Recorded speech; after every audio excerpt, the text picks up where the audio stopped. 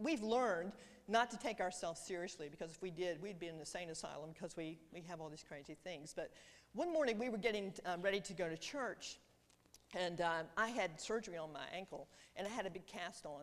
Even though it was just my ankle, I had a cast on up to here.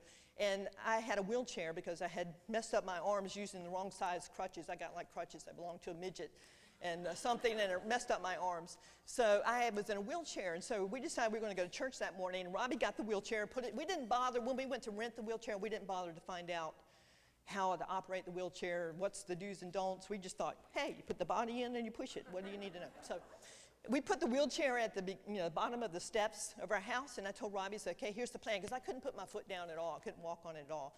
I'll hold on to you, and we'll kind of hop down the stairs, and then I'll get in the wheelchair. And so I gave Mom my Bible, and I said, Mom, your job is to hold the Bible and take it to church, and I'll let you know when I need it. So she said, okay, I got that. So we held on to each other, and we made like one hop. And something happened. I don't know whose fault it was. We still blame each other. But we ended up in a big heap down at the bottom of the steps in the front yard, dresses over our heads, on a Sunday morning. And, I know the neighbors were looking out and saying, okay, the girls are laying out in the yard with their dresses over their heads. I don't want to know what's going on. It's the Sabbath. I don't even want to think about it. And there we were. So we had to get ourselves up, got in the wheelchair finally, got in the car, and poor Robbie had to then struggle to get the wheelchair into the back of the car, and then we made it to church when we were running late because of the falling incident. Falling is a great waste of time, usually, so you can avoid it at all costs. When we got to church, Robbie left the car running, and she said, I'll just get you in there really fast, and then I'll park the car. So she slammed me into the wheelchair. Robbie's a terrible nurse. So she threw me in the wheelchair and started running across the parking lot with the wheelchair. Now, the wheelchair, has the big wheels on the back and some smaller, wheels in the front. And I let go of the wheelchair because I was doing my hair. I was like, because from the fall, my hair was staying on top of my head. So I was fixing my hair and getting it like it should be, and I let go. Big mistake. When Robbie got to the curb thing, she didn't like stop and like boop, boop, and back me up. She was at full run. Bam, hit the curb. I shot out of the wheelchair like a bullet, landed face down. I find myself either face up or face down a lot of times. So I have a lot of prayer time there because that's usually where I am. And I just shot out onto the grass. Fortunately, it was grass and not just, pavement, and landed right there like, ooh. And the loving sister that Robbie is, she said, next time you're staying home. No helping me up, no nothing. It was just, could you give me a hand, maybe help my dead body and put me back in the wheelchair? When we got in the church, and she put me in the pew, and then she got the wheelchair and put it somewhere. She found out she locked the keys in the car while it was running.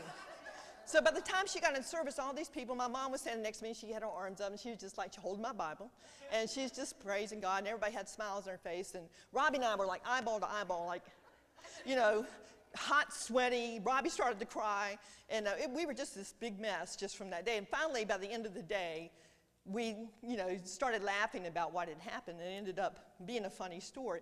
But you have to learn not to take life seriously, to learn to laugh at yourself. And humor can be a really great diversion for people.